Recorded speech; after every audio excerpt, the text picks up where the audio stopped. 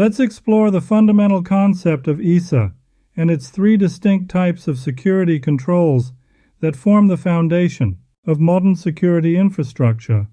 At its core, security controls are categorized into physical, administrative, and technical measures.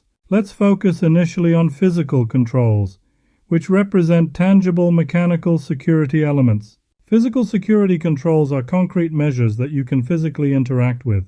These controls are specifically designed to prevent unauthorized access to sensitive areas, equipment, documentation, and data resources. The physical security framework incorporates several key components. Security personnel maintain direct oversight, while lighting systems and surveillance cameras provide continuous monitoring capabilities. Motion detection systems add another layer of security monitoring. Additionally, structural elements like walls and fencing establish clear perimeter boundaries. To prevent vehicular threats, bollards, which are reinforced pillars constructed from concrete or steel, are strategically positioned to protect building entrances from potential ramming attempts. Access control systems include sophisticated components such as mantraps, which utilize a dual-door configuration. This setup requires individuals to wait between door transitions, ensuring controlled access. Similarly, turnstiles, which can operate in various directional configurations, regulate access by allowing only single-person entry. Furthermore, the security infrastructure includes traditional elements such as locks and alarm systems. The framework is completed with specialized equipment for secure disposal, including tools designed for destroying sensitive documents, hard drives, and various storage devices. These physical security measures work in concert to create a comprehensive protective barrier against unauthorized access and potential security breaches. Each component serves a specific purpose in maintaining the overall security posture of the facility. Let's now shift our focus to administrative controls, which form an essential foundation for security management, though they require active enforcement to be effective.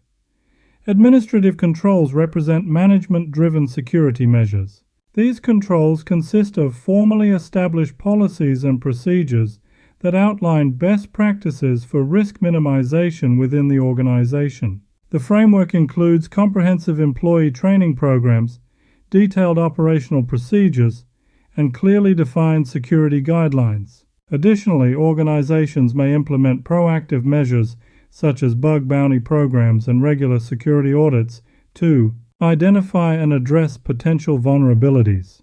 Moving to technical controls, which are particularly relevant for system administrators. These measures encompass technological solutions designed to reduce security risks.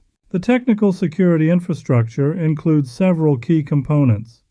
Intrusion detection and prevention systems provide active threat monitoring, while firewalls control network access.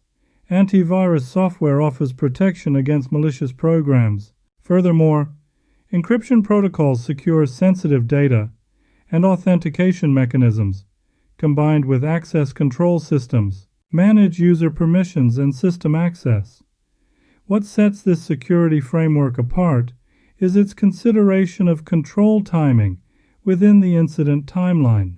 When examining security events such as a potential breach resulting in system damage, it's critical to understand where each control type, procedural, administrative, technical, and physical, operates within the sequence of events. This temporal perspective helps in implementing a more effective defense strategy. The key is understanding how these various controls interact and complement each other throughout the security incident lifecycle.